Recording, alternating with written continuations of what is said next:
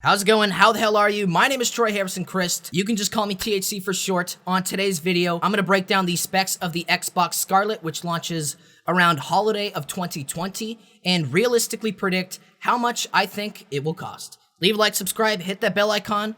Let's have some fun. So there has been a lot of misinformation and bad journalism going around about this new console, so I want you guys to understand from a PC expert's perspective how powerful this thing really is and how much I think it will be worth in the holiday season of 2020. First things first, this is not the new Xbox. This is one of 3 new Xboxes. This project was not designed for casual gamers. This is a high-end, enthusiast-grade gaming monster. If any of you expect this to be cheap, you are nowhere in the right ballpark. With the details they have given us so far, it makes my $3,000 custom 2 graphics card gaming rig look like last gen garbage. Codename Scarlett will be at least $1,000 at launch, if not more. Let me tell you why. Prepare for some super duper nerdy stuff. This will be the nerdiest thing you heard all day. Let's go. Leave a like. First off, they're using a custom Zen 2 and Navi Tech processor from AMD. From a pure processing perspective, they say it is 4 times more powerful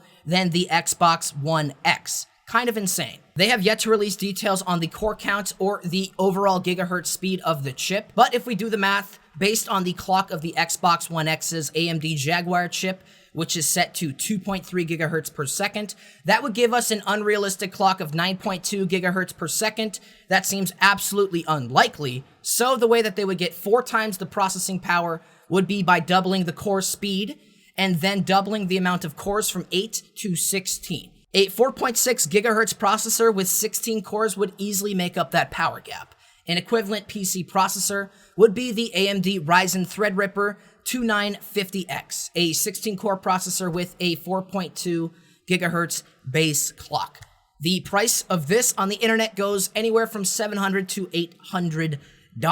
Very expensive. The second part of this chip is that it is not just the computer processing unit, the CPU, but it is also the graphics processing unit, the GPU. Microsoft is using the unreleased new GPU chipset from AMD called Navi.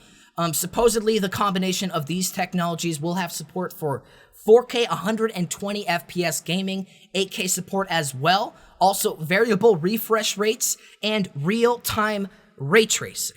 Most of you guys at this point are like, Troy, slow down. What the hell does all of that mean? Don't worry, I will explain it all in stupid detail. Currently, with most AAA games, the Xbox One X can only play them in a resolution of 4096 x 2160, 4 times the resolution of 1080p, but with a terrible frame rate of 30 frames per second. Project Scarlett will be able to quadruple that frame rate at 4K to 120 FPS, something incredibly expensive to achieve on any PC. When they say they have support for 8K, this will most likely be a 30 FPS mode for any graphically intensive games. But for stuff like Fortnite, which is not hard to run at all, the Xbox Scarlett should be able to push above 60 FPS at the 8K resolution, which in a 16:9 aspect ratio is 7680 x 4320 pixels. It is also commonly known as 4320p. Clearly, this machine has the power to bring gaming into an entirely new era. A CPU chip with that amount of raw performance would go for about $1,000, if not more. And that does not account for the proprietary tech that went into combining the CPU and GPU, as well as squeezing it all into a console with proper cooling. So many words, I know. A GPU chip with that amount of performance would probably cost around $700 to $800 once again. So far, that puts us around a value of about $1,700, but we all know that Xbox typically takes a loss on their consoles, so it most likely will be a bit cheaper than that. I also mentioned earlier that it features support for variable refresh rates as well as variable frame rates. As a video editor, I hate this. If you have ever tried to put a VFR clip into Premiere Pro, you know exactly what I'm talking about. But for console gaming, this is a massive step in the right direction. To explain this, I first have to explain what a refresh rate actually is. For most people, their TV, monitor, or cell phone will be locked to a refresh rate of 60 Hz per second. This means that the screen refreshes the image and checks for more data 60 times per second, right? A lot of PC gamers have monitors at 120 Hz or even 240 Hz, but those are very expensive. This will double or quadruple the speed and smoothness of the overall gameplay, if they have the hardware to actually, push those frames. So competitive gaming has already moved on to this 120 FPS or 240 FPS standard, and I think that this generation of consoles will start to move in that direction as well. Jesus Christ, I am talking so goddamn fast. So in the last generation of consoles, they had to either lock their game to 30 FPS or 60. The problem with this is not every game runs the same. Every game utilizes RAM and the GPU differently, so when the frame rate would drop below 60 or 30, it would produce a significant lag, a very, very bad lag. With variable frame rates and variable refresh rates, if the console has more power to give, it can do that. Some games will be comfortable running at 60 FPS, some 70, maybe some hover between 120 and 90. With a variable refresh rate instead of a constant one, the monitor can update the image at whatever rate the frames of the game allow for this without tearing or input lag. Does that make sense? Hopefully it does. Of course, this will only be possible if you have a monitor that supports this, like an NVIDIA G-Sync or an AMD FreeSync monitor. Apparently, Microsoft thinks that this technology will be cheaper and more readily available in the future, so I guess we'll be seeing more refresh rate TVs and stuff like that moving forward. All right, guys, moving on. Did I over-explain that one? Probably. The next feature in this exciting new chipset AMD and Microsoft are bringing us is the support for real-time ray tracing. This is a technology developed by NVIDIA to allow for near real-life realistic rendering of reflections and shadows. A lot of R's in that sentence. It displays lights based off of every source in the game. Lights in front of you, to your side, behind you. This might not seem super important to you, but it really is the next step in the future to make video games look like absolute reality. Currently, we have a system called screen space reflections in most video games. What this means is that you will only get lighting and shadow effects based off of what is in front of you, or basically what you can see in your screen. This new ray tracing system renders everything. You can see it in this Battlefield 5 tech demo pretty vividly. You can see a plane above you in a puddle on the floor. You can see a tank's flamethrower in a window to your left. You can see muzzle fire in a player's eyes. It's absolutely the most realistic rendering of lights and shadows that has ever been created, and will be accessible and playable on the new Xbox. Holy crap. It is really future tech, and so far has mostly not been widely adopted by the PC gaming community. One, because NVIDIA sort of forced it upon us with the new line of RTX cards, as well as practically doing everything they can do to no longer support or optimize the GeForce GTX cards, or their multi-GPU tech called SLI. Scalable Link Interface. Two cards working together. They basically stopped working on that to give us all of these crazy lights. Whatever. It is also safe to say that this new lighting feature is extremely taxing on any system, specifically due to its bold nature of rendering anything it can. It is also very, very expensive.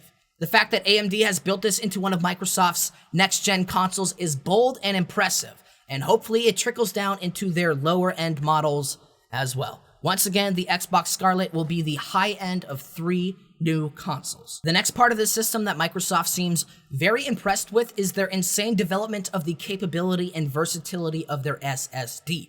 A solid-state drive is what loads everything. How fast your console boots up, and it is also responsible for the overall streaming of assets and textures from your memory to your CPU, then your GPU, and finally to your computer screen. Microsoft has not released any specs on the size of this hard drive, but I would expect it to be at least 2 terabytes for this premier console. We don't know much about this besides that Xbox claims loading screens are a thing of the past, and somehow they're also using memory on the SSD as virtual RAM. What does that mean, Troy? It means random access memory. It means exactly what it sounds like. If a game needs more memory to load all of its files, typically it will dip into the RAM to provide additional temporary storage space. Sorry, I'm talking too fast once again. With the RAM tied into the hard drive, this will create a much quicker link between the CPU saying, hey, I need this bit of info, the SSD going, well, here it is. Then it can store it in the RAM for immediate usage whenever the GPU actually needs it. This, once again, is proprietary technology, and I have nothing to compare it to on the PC market. I would imagine something like this, depending on the size of the SSD and the amount of virtual RAM built into it. I think this piece of the console could go around $400 to actually produce. I know this is starting to get expensive, as you may be able to tell already, but that is what you guys should be expecting for a console that supports 8K resolutions. Those TVs are barely out yet. There's like one Dell TV, and it's like $6,000 or $5,000, something crazy. So anybody expecting this to be cheap or expecting my predicted price to be low, do not cry and cry to me in the comments. It supports 8K. Get that through your brains. All right, the last bit of cost that would go into this epic gaming platform would be the motherboard, cooling, radiators, the power supply, as well as the case and peripherals. Stuff like cords, controllers, ports, and definitely a Wi-Fi router. This is a lot of stuff, and the console has already gotten quite spendy based on the chipset alone, so I believe Microsoft will take a massive price hit when it comes to these parts of the console. They do not cut corners on quality, but they will still try to be reasonable on the price. I think that they will continue with their vapor chamber cooling featured in the Xbox One X. Hopefully they move to actual water cooling, but as far as other stuff like the power supply, they would need at least a 400 watt PSU, and those really aren't cheap. Probably $100 to $200 if you're building one for a console. Plus the custom, absolutely massive motherboard, which once again has groundbreaking brand new tech in it, will not be easy or cheap to manufacture whatsoever. I think all of these parts in total will cost about $300 to produce, but I think Xbox will try to worry more about the price hit in this section, and hopefully they make their money back in games sold. I'm talking way too fast, right? Okay, we're finally at the part you actually care about. How much do I have to pay for this thing? So my estimated price for Microsoft to actually build all of these parts is $2,400. But I think that is a bit high because I'm basing it off the price of equivalent PC gaming parts that are marked up insane amounts compared to the cost it would take for a massive company like Microsoft to create. I think realistically it should cost Microsoft maybe about $2,000 to make this console, but what price would they actually sell it at? If they wanted to make their money back on the console after 16 games sold, they could sell it at $999. That would take a bit too long to hit a profit, and that doesn't even take into account how much money goes to the actual developers versus Microsoft as a publisher in general. I think a realistic price for this console will be $1,499. $1,499, $1,500 pretty much. For any of you that just went into my comments to cry that that is way too much, instead, how about you Google how much it costs to build a PC that could possibly play games at 4K, 120 FPS, or 8K? It's about $5,000 to $7,000. This is not a console for everybody. This is their high-end gaming platform. There will be a middle-end console like the Xbox One X, as well as an internet-based game streaming console as well. The Xbox Scarlett, or whatever they end up calling it, will be at least $1,000, but realistically, $1,500 seems more accurate for the absolute ridiculous specifications that they have released so far. Alright guys, that is the end of the video. If you enjoyed your time here, click the bell icon so you never miss any of my content. Also, please join my channel as a member to support me financially if you are feeling abundant or you just want to give to a creator that you may or may not enjoy. Please do that. I'm saving up a bunch of money right now. Please become a member if you can, if you want to, or whatever. You get a bunch of cool little emojis for the live chat. Alright guys, thank you for watching. My name is Troy Harrison Chriest. Have a good one, have a good night, have a good week. Alright guys, I'm out of here. Hopefully you enjoyed the video. Peace.